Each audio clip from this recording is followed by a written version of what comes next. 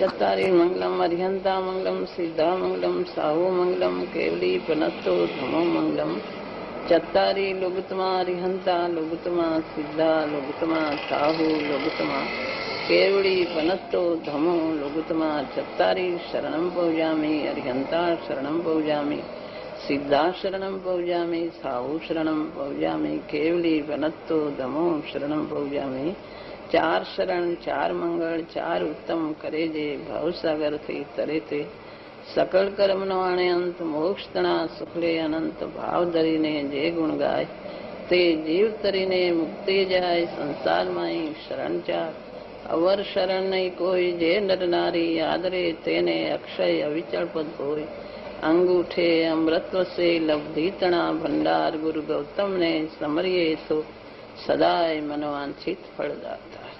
જાણવું છે કે વિકલ્પમાં તત્વના વિચારો તો ઘણા ચાલ્યા કરે છે, પણ તત્વ નિર્ણય સુધી પહોંચાતું નથી. તત્વ નિર્ણય તો વિકલ્પાત્મક એને કહીએ કે વિકલ્પો આવે કે પદદ્રવ્યના કોઈ શરીર આદિની ક્રિયાઓ થાય એમાં હું નાયક જ છું એમ વિકલ્પપૂર્વક પણ ટકી રહેવું જોઈએ, એ ટકાતું નથી. એના કારણભૂત આપ જે ભેદ જ્ઞાન કહો છો કે નિરંતર ભેદ જ્ઞાન ભાવ્યા કર, એ ચાલતું નથી. બહુમાં બહુ તો જ્યારે સ્વાધ્યાયમાં બેઠા હોય 2-3 કલાક કે 4 કલાક તો આ વિચારો ચાલ્યા કરે. ત્યાર પછીની જે પરિસ્થિતિ છે એમાં તો પછી એમ જ લાગે છે કે વિકલ્પમાં તત્વ વિચાર એ સિવાય લાંબુ કંઈ દેખાતું નથી. તો હવે અહીંયા ક્યાં અટકાય છે ને શું કરવું જોઈએ? પોતાના પુરુષાર્થની મંદતા છે, આગળ જઈ શકતો નથી. અનાદિનો અભ્યાસ છે, તત્વના વિચારો કર્યા કરે, પણ નાયક હું છું એને ગ્રહણ કરીને બરાબર નાયક તે જ હું છું એ નાયકની શ્રદ્ધાને જે કાર્યમાં મૂકવી જોઈએ, ભેદ જ્ઞાનના કાર્યમાં નાયકને ગ્રહણ કરીને બધા જે ભાવો આવે તે હું નથી, પણ એ કર્યા વગર છૂટકો નથી. એ થાય કે ન થાય પણ એ કરે જ છૂટકો છે. શ્રદ્ધાના બળથી એને નાયક છું એવા ભેદ જ્ઞાનનો અભ્યાસ અંતરમાંથી, એને અંતરમાંથી બોલવા રૂપ નહીં પણ એ આગળ અંતરમાંથી એ એને કર્યા વગર છૂટતું જ નથી. દ્રવ્ય દ્રષ્ટિના જોરથી, ભેદ વિજ્ઞાનનો અભ્યાસનું જોરથી એ આગળ જઈ શકે છે. તત્વના નિર્ણય પછી પણ એને શ્રદ્ધાનું બળ જોરદાર રાખીને ભેદ જ્ઞાનનો અભ્યાસ કર્યા વગર આગળ જઈ શકતો નહીં. વિકલ્પમાં તત્વના વિચારોમાં સ્વરૂપ અસ્તિત્વ સ્વને પરના બરાબર ભાવમાં બેસી જાય છે કે જુદું એ જુદું છે અને એનો કરતા ભોગતા આત્મા હોઈ શકે નહીં. છતાં એવા પ્રકારના રાગો આવ્યા કરે અને એ રાગથી વખતે ભેદ જ્ઞાન કરવું જોઈએ એ ઉપાય છે કે હું તો ચૈતન્ય સ્વરૂપ આત્મા છું ને આ રાગ અને પંચરંગની ક્રિયા મારાથી ભિન્ન છે. પણ એ કોણ જાણે એ રાગ આવે ત્યારે એમાં એકતા જ થાય કે જાણે રાગ મને થઈ ગયો, આવા રાગો કેમ આવે છે, આવા ભાવ કેમ આવે છે એમ થયા. પણ જે બળ આવવું જોઈએ કે નહીં હું તો આ વખતે પણ જ્ઞાયક છું, કાં તો શુષ્કતા જેવું લાગે છે. અને જે ભાવરૂપે આવવું જોઈએ ભીંજાઈને જે રીતે કે અંતરમાં પરિણમન તરફ જવાય એવો કાંઈ ઉકેલ આવતો નથી. તો કંઈક તો આપ કૃપા કરો કે કંઈક સમજાવ શું થાય છે. પણ એ કર્યા વગર છૂટકું નથી. ન થાય તો અંદર હૃદયને ભીંજવીને અંતરથી જાતનું પોતાને અંદરથી વેદન આવવું જોઈએ કે કેમ નથી થતું, કેમ આમાં રોકાઈ રહે છે. એનું કારણ પોતાનું કારણ પોતે પકડવાનું છે. અંદરથી હૃદયને ભીંજવીને આત્માની મહિમા લાવીને એના તત્વના નિર્ણયને દ્રઢ કરીને એનો પુરુષાર્થ કરીને પોતે જ આગળ જવાનું છે. જે એકત્વ બુદ્ધિ થઈ રહી છે એને તોડે જ છૂટકું છે. કારણ એ તો બે સામસામું છે. આ એકત્વ બુદ્ધિને અહીં જુદું પડવું છે. નાયક નિરાળો છે, નિરાળાને નિરાળા રૂપે એને શ્રદ્ધા પરિણમનમાં લાવવો છે. એ કર્યા વગર છૂટકું નથી કોઈ રીતે. એ જ ઉપાય એક જ છે. દ્રવ્ય ઉપર દ્રષ્ટિના જોરથી ભેદ જ્ઞાનનો અભ્યાસ એના વગર કોઈ એનો બીજો કોઈ બહારનો કોઈ ઉપાય નથી. તેમ અંતરમાં પોતે પોતાના હૃદયને ભીંજવીને આગળ જવું, પુરુષાર્થ કરવો એ એક જ ઉપાય છે. વારંવાર એને તે તરફ જવું એક જ ઉપાય છે. અને એમાં જ ઈ જ છે, બીજો કોઈ ઉપાય નથી. એવો નિર્ણય પોતાને આવવો જોઈએ અને નિર્ણયના બળે પોતે એવી જાતનો પુરુષાર્થ કરે તો થાય. નિર્ણય પણ એમ જ છે કે આ સિવાય બીજો કોઈ ઉપાય નથી, આ સિવાય કોઈ બીજો મોક્ષ માર્ગ નથી. એ તો પાક્કો નિર્ણય છે. અને એકલા વિકલ્પો એટલે કે સમજ્યા વિનાના વિકલ્પોમાં વિચાર આવે છે એમ નથી. સ્વરૂપ લક્ષમાં આવે છે અને એ પૂર્વક વિચારો પણ વિચારોથી આગળ નિર્ણયમાં જે આપો છો ને ત્યાં નિર્ણયમાં જ એટલે નિર્ણય ટકી રહેતો નથી. કે કઈક રાગ એવા આવી ગયા એમ થઈ જાય કે જાણે રાગ રૂપે હું થઈ ગયો. એ એનાથી છૂટું વિકલ્પમાં નથી પડાતું. નિર્વિકલ્પની તો વાત જ ક્યાં છે, પણ વિકલ્પમાં જે છૂટું પડાવવું જોઈએ કે આ જ્ઞાયક જ હું છું, આ વિકલ્પ અને પરદ્રવ્ય મારાથી ભિન્ન છે. એટલું જોર આવતું નથી, એટલું બળ આવતું નથી. એ જે આપો પણ ક્યાંક ત્યાં આગળ અટકાય છે. જેને પુરુષાર્થ કર્યા વગર, લગ્ન લગાડ્યા વગર એ છૂટકું નથી. અનાદિનો અભ્યાસ છે એટલે એમ તો એને ગમે ત્યાં એને પુરુષાર્થ નહીં માનતા ને કારણે ક્યાંક રોકાયા તો કરતો જ હોય છે. પણ એને વારંવાર અભ્યાસ કરે એક એનો ઉપાય છે. વારંવાર એને અભ્યાસ કર્યા કરે તો થાય. આપ કહો છો ને એ વાત સાચી કે ક્યાંય રોકાતો હોય છે, એ વાત સાચી. પણ હવે અમુક જ્યાં સુધી નથી થયું ત્યાં સુધી ક્યાંક રોકાતો તો હોય જ. જી આ હકીકત છે. પણ હવે જ્યાં રોકાય છે ત્યાં ખ્યાલ પણ આવે છે એ રોકાય, પણ એના એમ તે વખતે કઈ રીતે એનાથી જુદું પણ જ્ઞાને જ કિંમત આપી છે, પણ છતાં એ જ્ઞાન ત્યાંથી છૂટતું નથી. તો એવું પણ અનુભવમાં આવ્યા કરે છે, ખ્યાલમાં આવ્યા કરે છે. જ્ઞાનથી નિર્ણય કર્યો પણ અંદરથી પાછું હૃદય એટલું ભીંજાયેલું હોય, પોતાને ખટક લાગે અંદરથી તો છૂટો પડે. ખટક લાગવી જોઈએ અંતરમાંથી, એની મહિમા આવવી જોઈએ, એની ખટક લાગવી જોઈએ. એમાં એને આ સ્વરૂપથી દુઃખ છે, દુઃખના ફળે અંદર એવું એને અંદર વેદનમાં એવું લાગવું જોઈએ કે અંદર ખટક લાગે તો છૂટો પડે. નિર્ણય કરીને પણ અંદર પોતાને એવી ખટક લાગવી જોઈએ તો છૂટો પડે. એમ માત્ર એકલું એમ વિચાર કર્યા કરે તો અંદરથી લાગવું જોઈએ તો પડે છૂટો. જે રીતે લાગી શકે એ રીતે તો લાગે છે. દુઃખે થાય છે કે જે રીતે આપ જે રીતે કહો છો એ રીતે નથી લાગતું, કેમ કે છૂટો નથી પડતો એટલે. પણ નથી લાગતું દુઃખ એમ નથી. જે કઈ થાય છે એમાં ખેદ પણ થયા કરે, દુઃખ પણ લાગ્યા કરે, પણ છતાં હકીકત તો આ છે. એમાં પોતાના પુરુષાર્થની મંદતા છે, બીજું કોઈ કારણ નથી. એમાં કે છે ને કઈ પારિણામિક દ્રવ્ય કારણે એમાં પોતાના પરિણામની ખામી, પોતાના પુરુષાર્થની ખામી છે, પોતાના મંદતાની ખામી, બીજી કઈ ખામી નથી. મંદતામાંથી તીવ્રતા એ પોતે જ કરે, બીજું કોઈ કરી શકે નહીં. પોતે જ કરે. પોતાની લગ્ન જ પોતાને માર્ગથી આગળ જવામાં કારણ બને છે. પોતાની લાગેલી લગ્ન જ આગળ થાય. પોતે જ ત્યાં રોકાઈ નથી શકતો, પોતાની લગ્ન જ આગળ લાવે છે. જ્યાં સુધી પોતાને સંતોષ ન થાય ત્યાં સુધી એવું જ કર્યા કરે. સંતોષ ન થાય ત્યાં સુધી તો એ દ્રવ્ય ઉપર દ્રષ્ટિ, પોતાની શ્રદ્ધા, જોરદાર ભેદ વિજ્ઞાન એ જ કરવાનું છે. માર્ગ તો એક જ છે. એની દ્રવ્ય ગુણ પર્યાય ચારે બાજુથી સમજે, ચારે બાજુથી શાસ્ત્રના પડખા વિચાર્યા કરે ને તત્વના વિચાર્યા કરે. પોતે વિચારથી, શાસ્ત્ર કહે છે એમ પોતે સ્વયં અંતરમાંથી વિચારીને નક્કી કરે. પણ એનું કાર્યમાં લાવવા માટે તો પોતાની શ્રદ્ધાનું બળ લાવવું જોઈએ. હું આ જ્ઞાયક છું અને આ હું નથી એવું જોર લાવીને એકવાર વિચાર કર્યો કે હું જ્ઞાયક છું ના નથી, પણ એને કાર્યમાં લાવવું જોઈએ, અંતરની પરિણતિમાં. ઉપાય તો એક જ છે, બીજો કોઈ ઉપાય જ્યાં સુધી કાર્ય ન થાય ત્યાં સુધી તેઓ કર્યા કરે.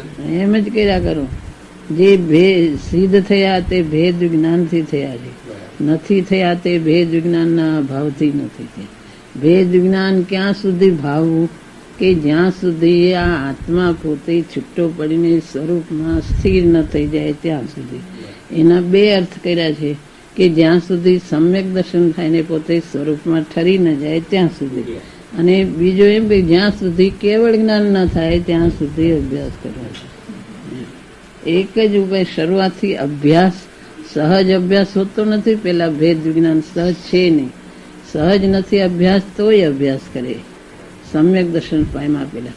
અને પછી પણ એ એક કેવળ જ્ઞાન સુધી દ્રવ્ય દ્રષ્ટિનું બળ ને ભેદ વિજ્ઞાનનું બળ એ બધું સાથે ઠેઠ સુધી રહે છે, કેવળ જ્ઞાન થાય ત્યાં સુધી. એક જ ઉપાય. એની સાથે બધું હોય. અધૂરી દશા છે. પંચમહાવ્રત, અણુવ્રત, દેવગુરુ શાસ્ત્રની મહિમા, એવા શુભ ભાવો બધા સમ્યક દર્શનના અંગ આવે એ બધું સાથે હોય. પણ ઉપાય અંતરમાં એક સહજપણે સમ્યક દર્શને સહજ ધારા ચાલતી હોય છે. ત્યાર પહેલા એને અભ્યાસ હોય છે. સમ્યક દ્રષ્ટિને સહજ જ્ઞાતા ધારા ચાલે છે. એને સહજ પુરુષાર્થ છે, પણ સહજ પુરુષાર્થ છે. એને આમ આટલી મુશ્કેલી વાળું નહીં, તો સહજ માર્ગ જાણી લીધો છે. અને પેલા જિજ્ઞાસુને અભ્યાસ તો એક જ કે જે માર્ગ છે તે માર્ગનો અભ્યાસ પેલા કરવાનો છે. એમાં અભ્યાસ ન થાય તો વારંવાર કરવો. માર્ગ તો એક જ છે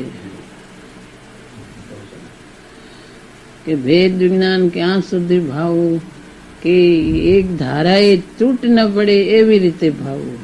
ક્યાં સુધી કે આત્મા આત્મામાં ઠરી ન જાય ત્યાં સુધી એમ આવે છે, સમયસરમાં આવે છે. ભેદ વિજ્ઞાન એક ધારાવાહી ભાવવું એમ આવે છે.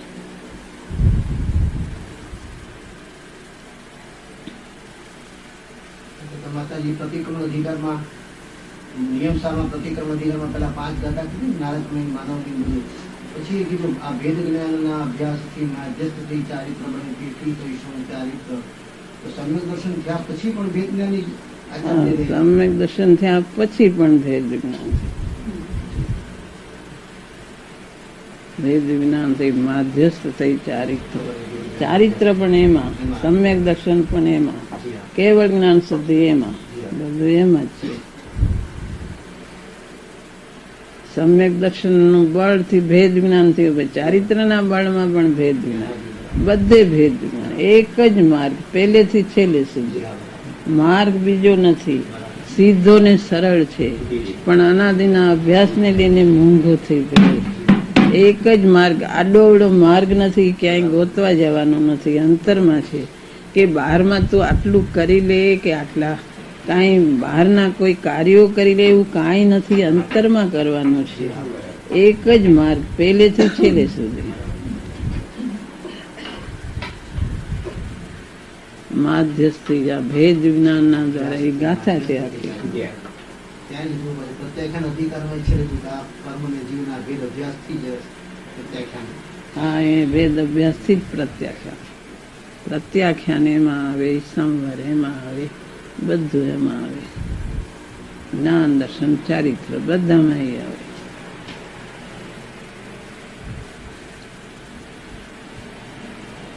પેલા અનાદિને એકત્વ બુદ્ધિ છે એટલે એને સહજ થતું નથી, એટલે એને દુર્લભ થઈ પડે છે. જો વિચાર કરે, સહજ થતું ને વિચાર કરે, છૂટી જાય છે. કારણ સહજ પરિણતિ નથી ને ઉપયોગમાં લાવે એટલે ઉપયોગ તો ફર્યા કરે, એટલે ઉપયોગ છૂટી જાય, વારે વારે ફર્યા કરે, એટલે એને સ્થિરતા થતી નથી.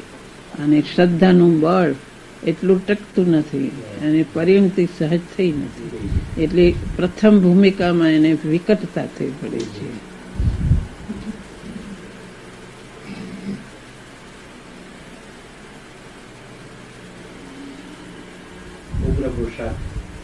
પુરુષાર્થની ઉગ્રતા હોય તો થાય છે. જેને થાય એને અંતર્મુહૂર્તમાં થાય, ન થાય એને અભ્યાસથી થાય. તો માતાજી ખરેખર આપણે સુગમ કરી આપ્યું છે, ઘણું સુગમ કરી આપ્યું છે. જ્યાં જ્યાં માર્ગની રીતે તો આપને જેટલું આપવું જોઈએ એટલું તો બધું આપે આપ્યું છે, પણ છતાંય વારંવાર પ્રશ્ન એ રીતે થાય છે કે પણ પ્રાપ્ત થતું નથી. એ હિસાબે પાછા પ્રશ્ન અંતરમાંથી પુરુષાર્થ ઉપડે નહીં એટલે પ્રશ્ન ઉઠ્યા કરે.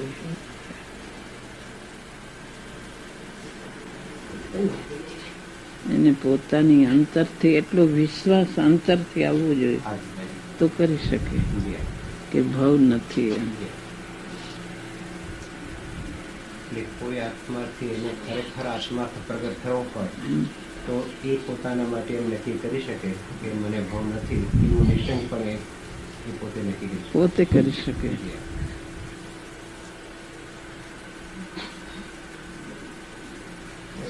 સમ્યક દર્શન થયા પહેલા હાજી પણ પોતાને એવી જાતની હું જી હા. પોતાને આવે તો થઈ શકે. હાજી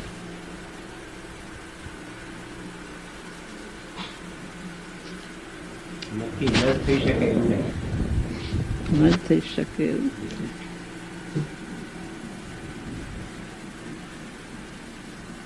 ઓલું તો સ્પષ્ટ જ છે સમ્યક દર્શન થયા પછી, પણ ઓલો પોતે ભાવના પોતાની આત્માર્થતા એના ઉપરથી એવો કોઈ પાત્ર જીવ હોય જી હા. તો નક્કી કરી શકે.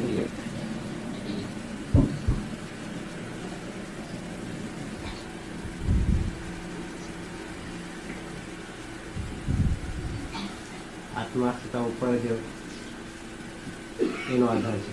એનો આધાર આત્માર્થતા ઉપર છે, એની પાત્રતા ઉપર છે.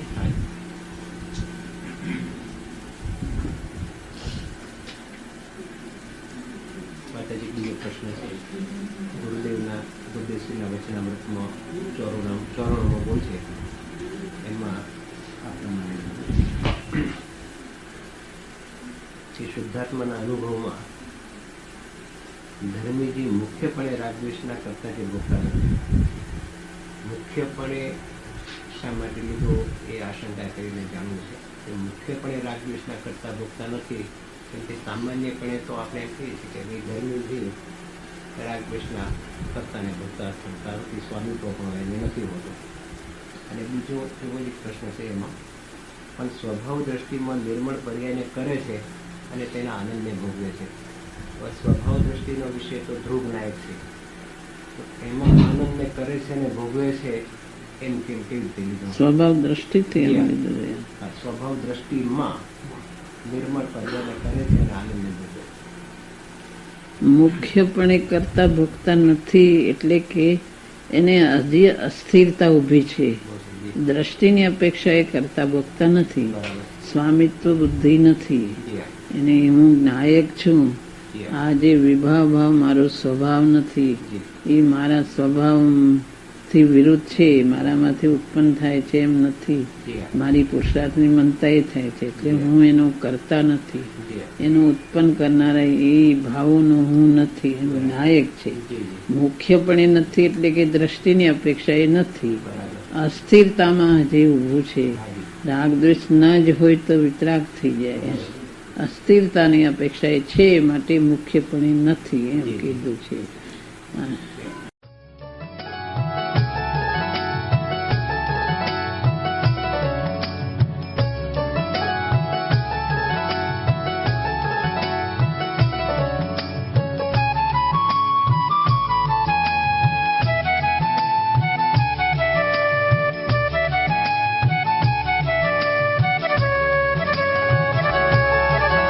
स्वर्णपुरी अति पावन है,